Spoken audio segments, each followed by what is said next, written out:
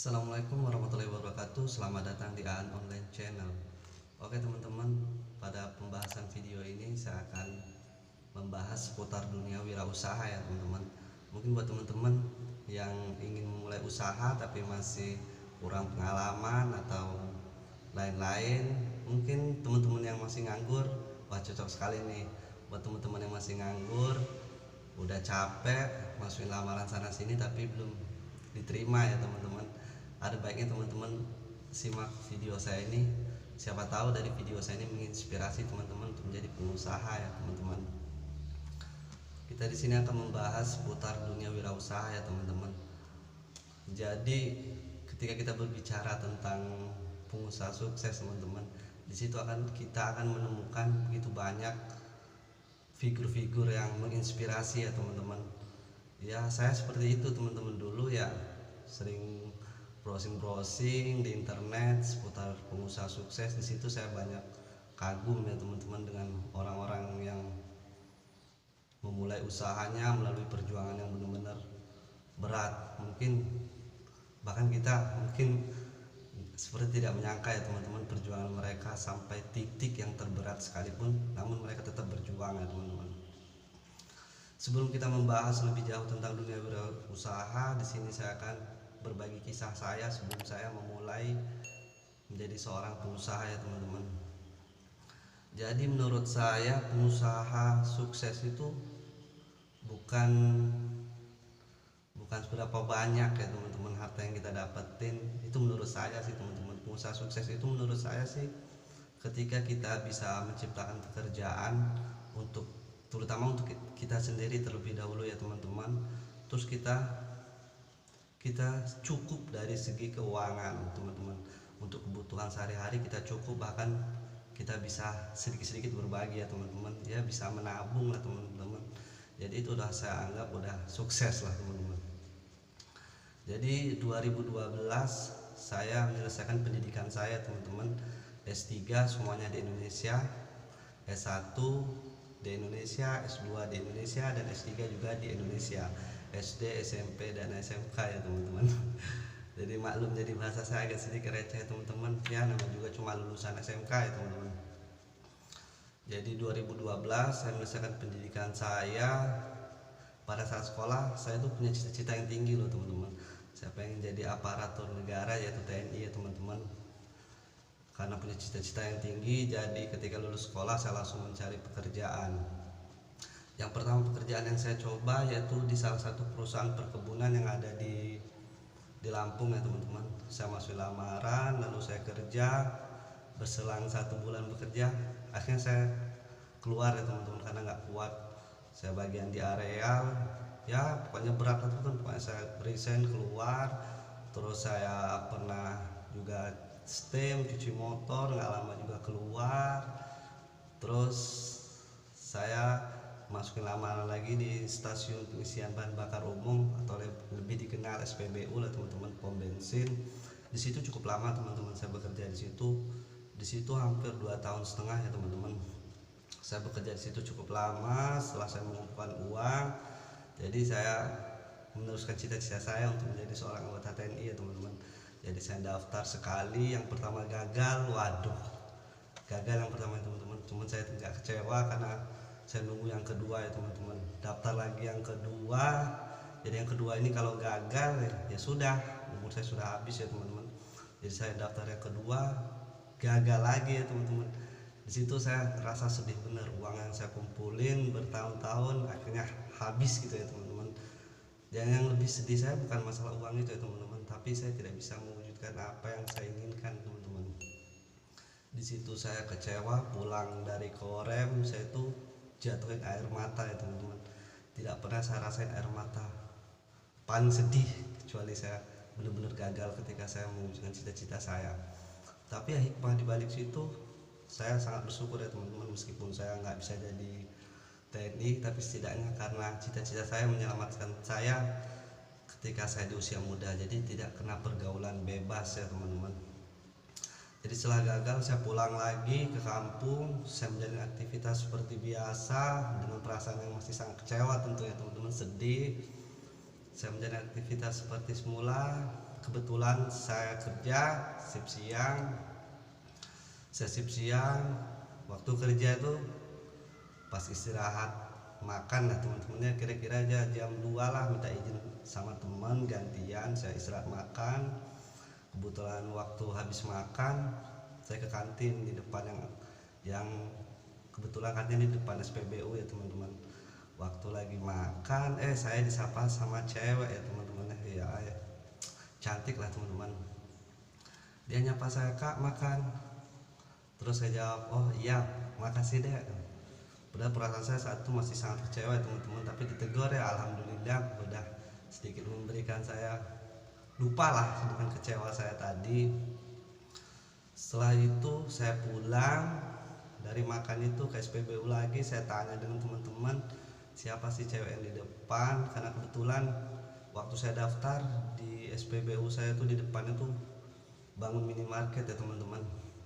Jadi banyak penerimaan karyawan baru, jadi waktu saya masuk kaget tiba-tiba udah ada minimarket. Jadi kaget temu cewek yang cantik nyapa ya teman-teman, aduh seneng sebenarnya teman-teman. Terus saya cari tahu namanya, saya cari di pencarian Facebook, lalu ketemu, saya chat, ya sering berjalan waktu saya beranikan diri mengutarakan perasaan saya dan akhirnya diterima ya teman-teman. 7 bulan berjalan saya putusin untuk menikah dengan dia teman-teman. Menikah lalu saya resign dari pekerjaan saya, begitupun juga istri saya teman-teman, dia juga resign.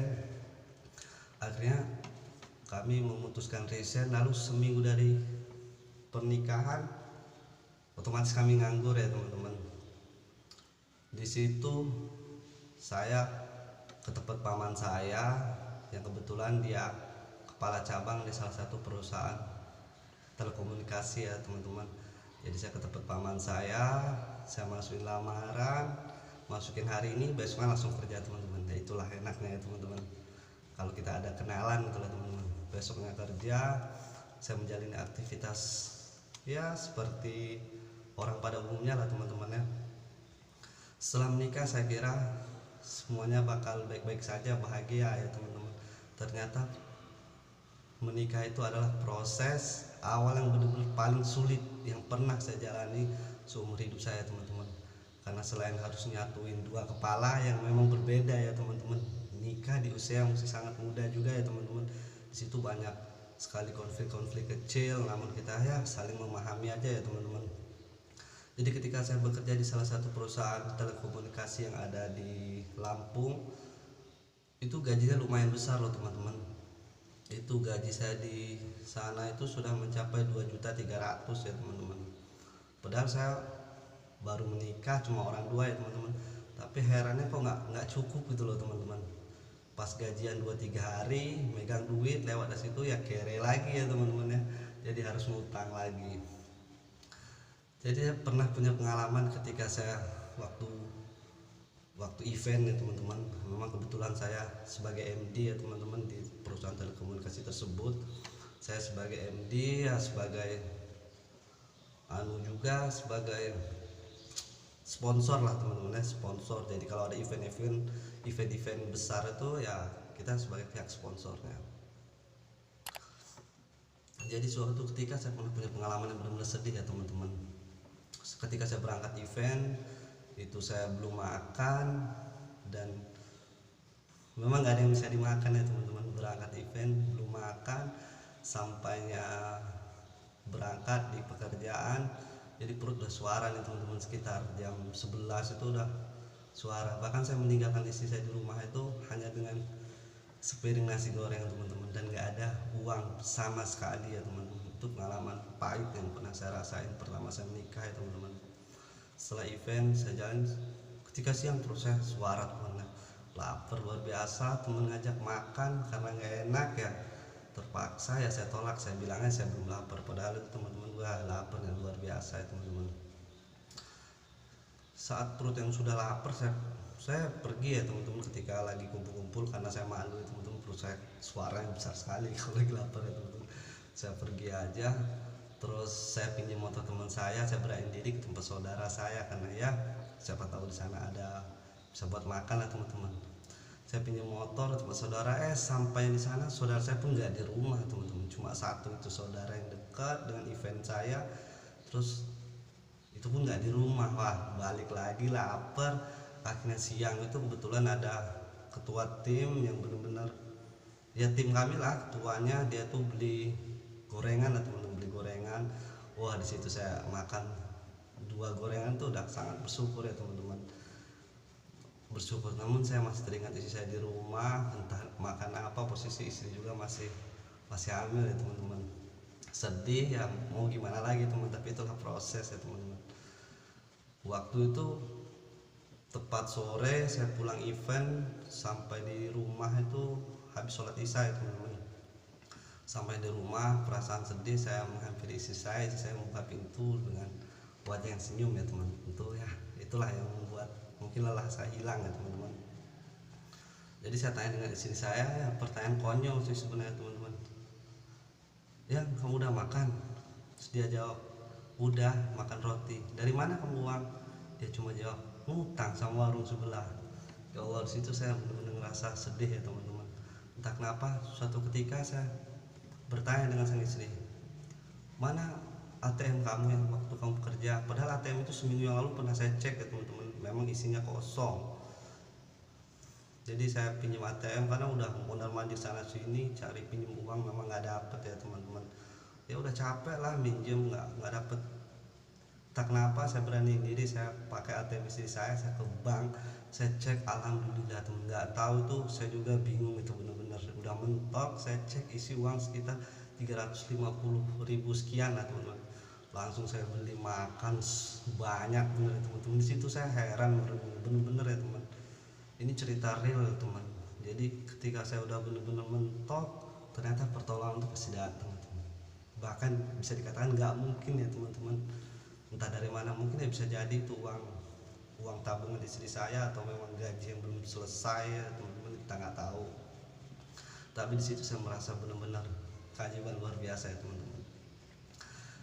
8 bulan saya menjalani pekerjaan saya sebagai MD di perusahaan telekomunikasi itu. 8 bulan berjalan, saya begitu banyak di lapangan ya teman-teman. Jadi banyak tahu lah bagaimana kejadian-kejadian di lapangan. Di sana saya banyak survei ke warung, ke counter-counter, karena warung kebetulan berlangganan perusahaan kita ya teman-teman, sekalian kita sponsori juga.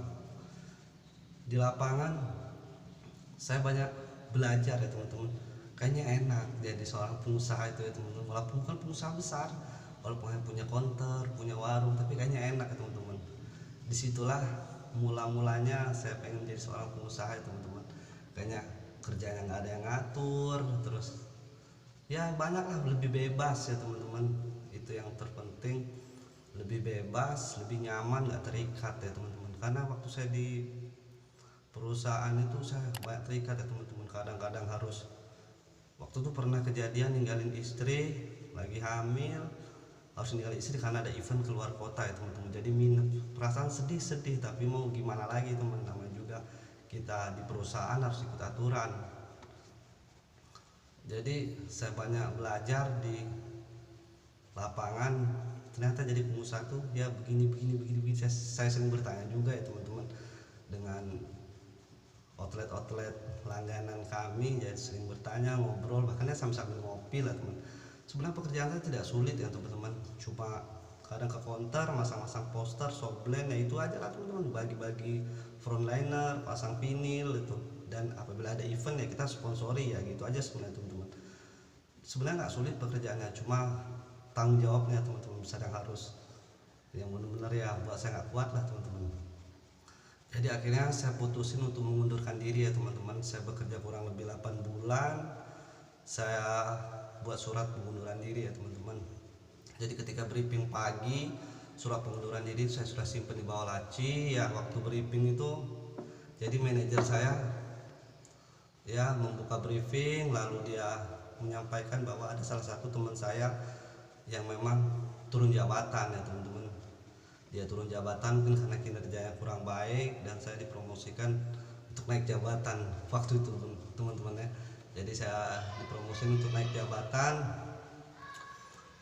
Kaget, manajer saya kaget karena waktu saya dipromosi naik jabatan saya mengeluarkan surat pengunduran diri ya teman-teman. Semua teman-teman ya shock lah, kenapa kok nggak ada angin, nggak ada hujan, tiba-tiba ngundurin diri ya teman-teman. Ya alasan saya karena saya karena istri mau lahiran, jadi mau pulang kampung aja lah teman-teman. Di situ sampai manajer saya datengin saya, ngajak saya keliling, besok ngajak keliling, ngobrol-ngobrol di mobil, dia nanyaan, kamu yakin udah mau keluar loh An, ini perusahaan besar loh An. Nah, banyak di luar sana yang mau ngantri, mau masuk di sini, kamu udah masuk kok malah pengen keluar gitu kan. Sebenarnya ada benarnya ucapan dari manajer saya itu, tapi ya mau gimana lagi ya teman-teman, saya udah nggak betah karena mungkin ya faktor-faktor banyak tekanan lah teman-teman ya. Tekanannya ya itu harus event segala macam, bahkan keluar kota, ya itu mungkin itulah salah satunya ya teman-teman. Jadi manajer saya kaget, ya udah kalau emang itu udah bulatan, tapi kamu pikir-pikir lagi, sehari kamu pikir dulu, kalau memang benar-benar mau balik ya kita lanjut lagi. Kalau memang mau resign ya itu pilihan kamu. Nah, cuman disayangkan karena perusahaan kita perusahaan besar loh An, dengan gaji yang udah cukup lumayan, bahkan jenjang karir yang terus meningkat ya teman-teman. Karena memang di perusahaan saya itu telekomunikasi itu khususnya memang kalau menaik jabatan itu dia lebih mementingkan orang yang sudah sebagai karyawan daripada merekrut orang baru ya teman, karena mungkin dari segi pengalaman sudah memahami dalam tim dan sebagainya. Akhirnya saya resign, saya udah mengumpulkan uang yang cukup lah teman-teman ya. Saya resign, lalu saya benar-benar udah bulat ya. Seminggu berjalan dari resign, istri saya lahiran ya teman-teman, lahiran dan membutuhkan uang yang tidak sedikit ya teman-teman. Jadi uang tabungan saya itu habis ya teman-teman, benar-benar pusing saya itu teman-teman.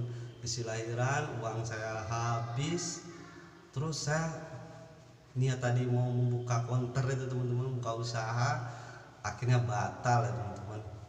Akhirnya saya harus ya melamar pekerjaan lagi ya teman-teman. Saya lamar pekerjaan lagi, ya mau gimana, tidak ada pilihan lain. Terkadang dalam hati kecil saya, ternyata benar kata manajer saya, jadi perlu pemikiran yang matang setiap mengambil sebuah keputusan. Tapi nasi sudah jadi bubur teman-teman, sekali melangkah pantang buat mundur. Cia.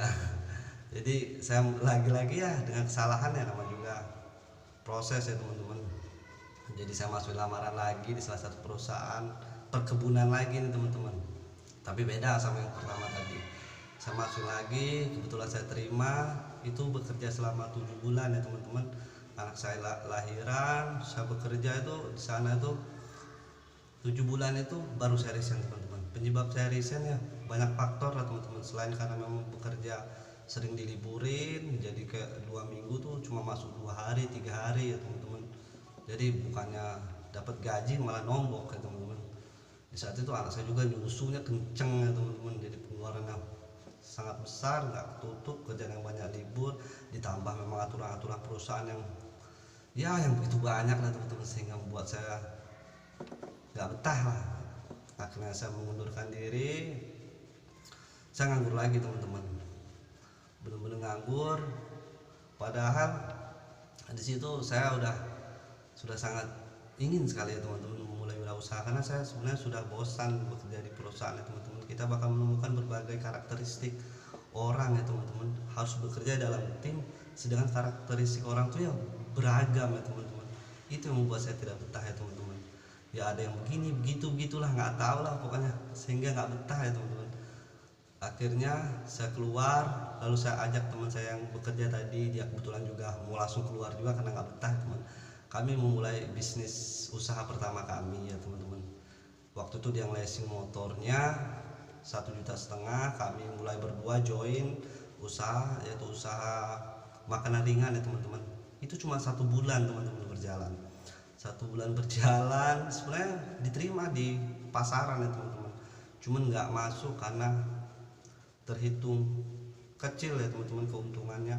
Jadi kalau mau untung ya kita harus skala besar. Untuk skala besar kita pun masih ya belum ada uang ya teman-teman buat merekrut karyawan dan lain sebagainya lah untuk biaya produksi.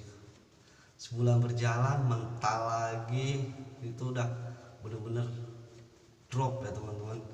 Wah ternyata usaha bisnis tuh nggak mudah, nggak semudah apa yang saya bayangkan. Akhirnya saya waktu itu saya merantau ke Tangerang. Di sana ada tante, kebetulan ya tante angkat lah teman-teman. Tante nyuruh saya, kalau emang gak ada kerjaan ke Tangerang aja. Akhirnya saya ke Tangerang sendiri, berangkat, anak istri tinggal di kampung. Di sana saya belajar banyak lah. Di sana saya banyak belajar tentang dunia wirausaha teman-teman. Jadi di sana tuh saya benar-benar kayak mendapat pendidikan yang keras teman-teman. Ya tapi karena kerasnya itulah saya jadi punya mental benar-benar baja ya teman-teman. Setelah di sana saya disuruh tante ngelamar pekerjaan ya teman-teman. Beberapa kali melamar pekerjaan belum dipanggil-panggil juga ya teman-teman. Dan ada satu perusahaan yang menerima tanpa tes ya teman-teman, cuma pakai KTP sama KK di salah satu perusahaan sepatu waktu itu teman-teman. Jadi saya bekerja 2 hari kabur saya teman-teman. Gimana nggak kabur itu teman-teman, kerjanya tuh waduh udah dalam ruangan panas sekali teman-teman, terus kerjanya juga berat teman-teman, dan kerjanya juga target ya teman-teman. Sehari itu ada ribuan telapak sepatu tuh yang harus kita tarik ya teman-teman. Jadi wah nggak kuat bener, akhirnya saya resign, saya kabur aja teman-teman. Saya dengar kabar udah 1 bulan berjalan, teman yang di situ yang kerja di situ gajiannya 1 bulan tuh cuma 300 berapa itu teman-teman. Kaget saya juga teman-teman, nggak taunya karena dia sering nggak masuk, jadi kalau nggak masuk dipotong.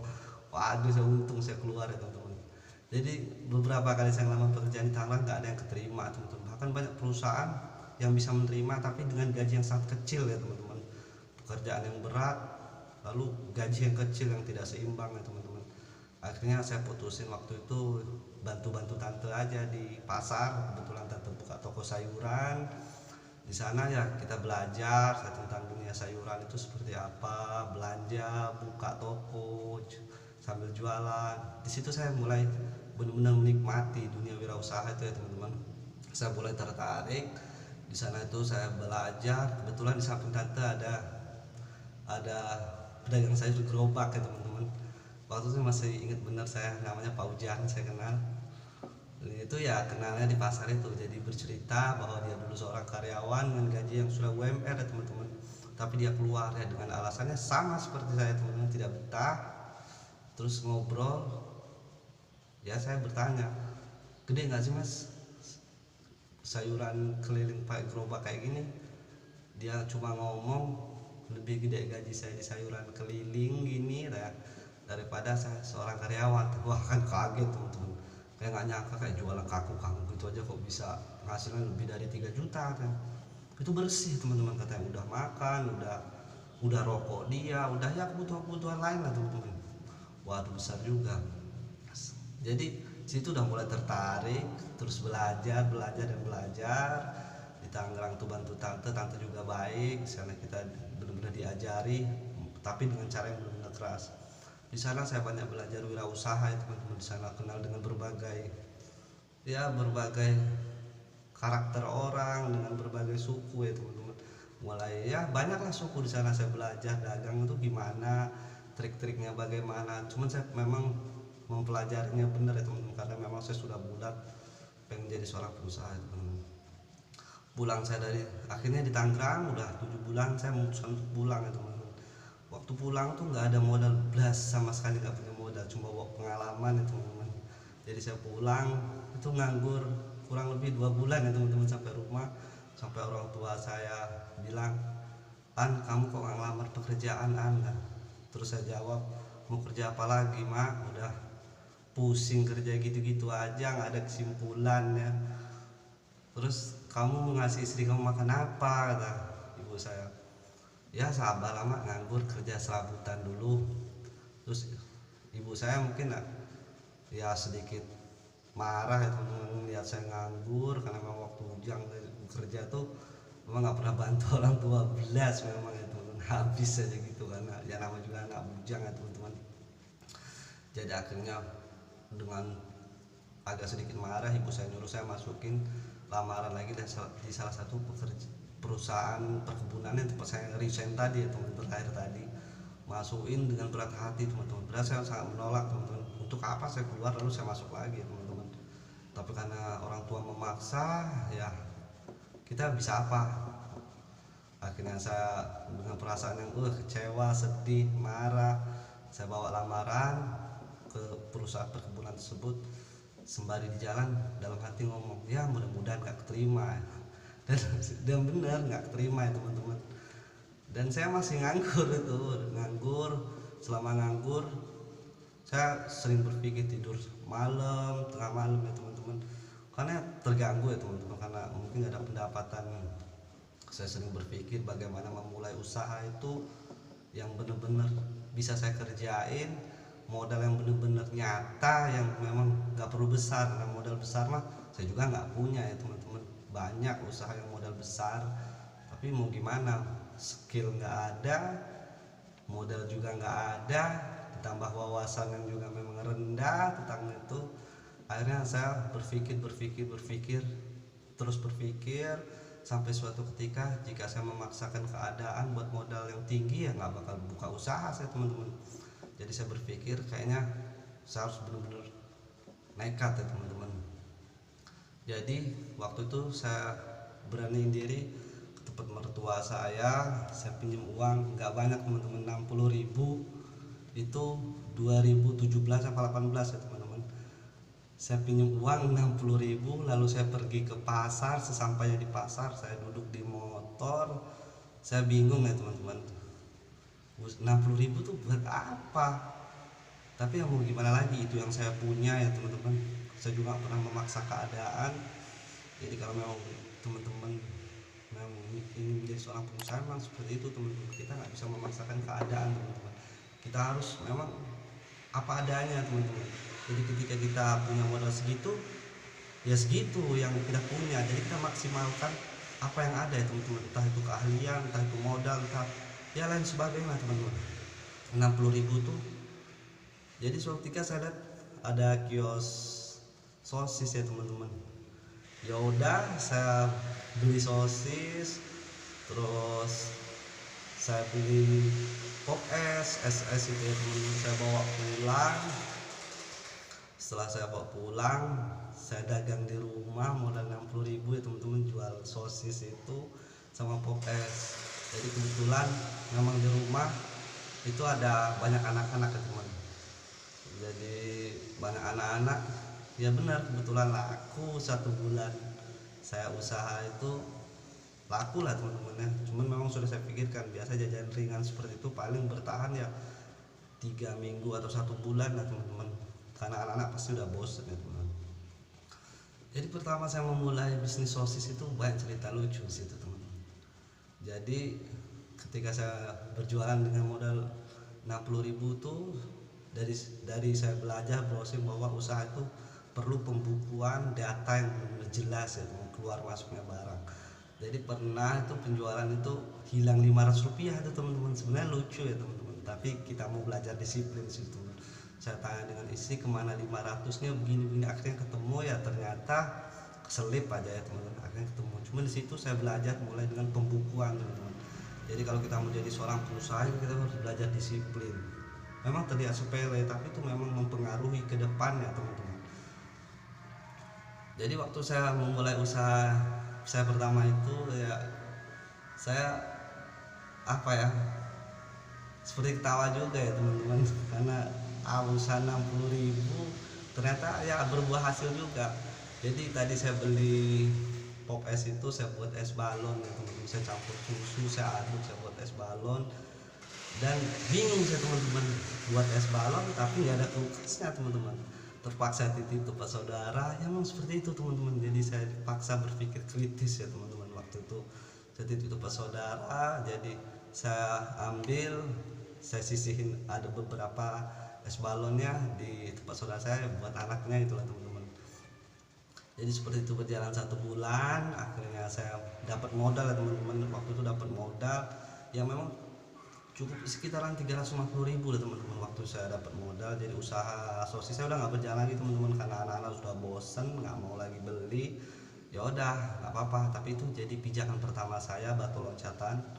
Akhirnya saya memulai usaha sayuran keliling ya teman-teman. Nah ketika memulai sayuran keliling, nggak semudah apa yang saya bayangin teman-teman, karena modalnya tentu lebih tinggi lagi. Motor pun ya cuma punya motor buntut teman-teman, motor Mio waktu itu borosnya bukan main. Jadi tapi mau gimana lagi teman-teman, tapi itulah pengalaman saya mulai berusaha. Terpaksa motor buntut Mio itu yang mogok-mogok itu teman-teman saya paksa.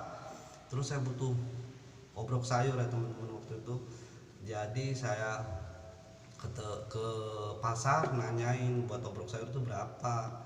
Terus dijawab sama yang jual itu, kalau obrok sayur itu 250 sampai 300 le. Waduh, kalau saya beli obrok sayur otomatis uang saya sisa 50.000 teman-teman. Waduh, nggak cukup ini. Jadi di situ saya berpikir gimana caranya. Akhirnya saya waktu itu di rumah saya ada pembangunan masjid ya teman-teman. Jadi saya ke masjid, saya minta dengan tukang, dengan pengurus masjidnya, saya minta kayu, beberapa kayu, triplek dan lain sebagainya. Itu memang udah nggak diperluin lagi teman, sisa-sisa pengecoran dan lain sebagainya lah. Saya minta kayunya, saya buat obrok. Bener-bener memang saya juga nggak bisa nukang teman-teman. Waduh, repot lagi nih, emang udah nggak punya modal, nggak bisa nukang lagi teman-teman. Lagi saya berpikir, akhirnya saya ketemu tetangga yang kebetulan masih saudara, saya panggil, bang bisa nukang nggak bang? Nah, bisa kata. Akhirnya saya suruh dia tukang. Akhirnya saya kasih dia uang rokok ya teman-teman, sama dibuatin obrok. Akhirnya selesai obrok saya. Keesokan harinya saya langsung ke pasar bawa obrok, belanja ya teman-teman. Ya itu bener-bener cerita yang seru ya teman-teman kalau dikenang gitu. Jadi saya belanja sampai di pasar, saya tuh ya kayak tukang-tukang sayur lama tuh ngomongin, oh sayur anyar gitu kan. Kebetulan memang di pasar itu saya tukang sayur paling muda ya teman-teman. Kalau yang lain udah tua-tua lah teman, saya paling muda di situ teman-teman. Benar-benar mungkin heran lah mereka kan, di usia masih sangat muda kok berani dengan sayur ya teman-teman. Tapi ya gimana lagi tuh proses. Jadi kebetulan saya waktu ke pasar waktu itu teman-teman, belanja pertama saya diketahui orang banyak teman-teman, karena begitu rame orang lagi milih-milih tahu. Karena waktu saya bantu tante saya di Tangerang itu, emang kami nggak pernah beli-beli yang kayak gitu teman. Kita jual cabai tapi skala besar, kol skala besar, jadi timbangan kiloan. Jadi ini jualan sayur keliling tentu bungkusnya kecil-kecil ya teman-teman, ada tahu, tempe, jadi agak sedikit repot teman-teman. Jadi waktu saya pertama dagang itu, saya ke tempat bakul tahu, terus saya ngomong, mbak tahunya berapa 1 kilo? Wah langsung ketawain saya teman-teman, katanya tahu itu nggak ada yang kiloan mas, tahu itu bijian. Wah tapi itu jadi pengalaman saya teman-teman. Akhirnya udah belanja, berangkat keliling, ternyata nggak semudah yang saya bayangin teman-teman. Situ ujiannya wah lebih berat lagi teman-teman ya. Udah jalan saya jam 7 berangkat sampai jam 10 siang itu bisa dihitung teman-teman yang belanja paling 1, 2, 3 orang aja teman-teman. Saya udah nyampe mentok itu yang motor Mio teman-teman, yang udah boros, malah soknya mati. Situ benar-benar diuji benar teman-teman saya. Dalam hati kecil saya, ternyata benar kata manajer saya tadi, ya jangan neko-neko lah. Ternyata benar kata orang tua saya, hidup itu yang umum aja, nggak usah neko-neko, nggak usah aneh-aneh. Tapi memang sampai jatuh ya teman-teman, saat itu hampir nyerah. Namun saya masih percaya ini proses karena saya sering browsing tentang kisah-kisah pengusaha sukses itu. Memang ini belum ada apa-apanya. Terkadang orang sukses itu butuh berapa kali kegagalan ya teman-teman, baru benar-benar bisa sukses. Mereka memang punya mental benar-benar baja ya teman-teman. Itu menjadi motivasi semangat saya. Pas jam 10 saya pulang, terus saya keluar lagi tuh teman-teman ke kampung sebelah, saya keliling lagi, pulang juga itu modal saya setengah nggak pulang teman-teman. Di sisi lain saya juga pusing ya teman-teman, karena sayuran itu otomatis nggak bisa dijual untuk besok ya teman-teman, karena dia mungkin sudah kualitasnya sudah berkurang teman-teman.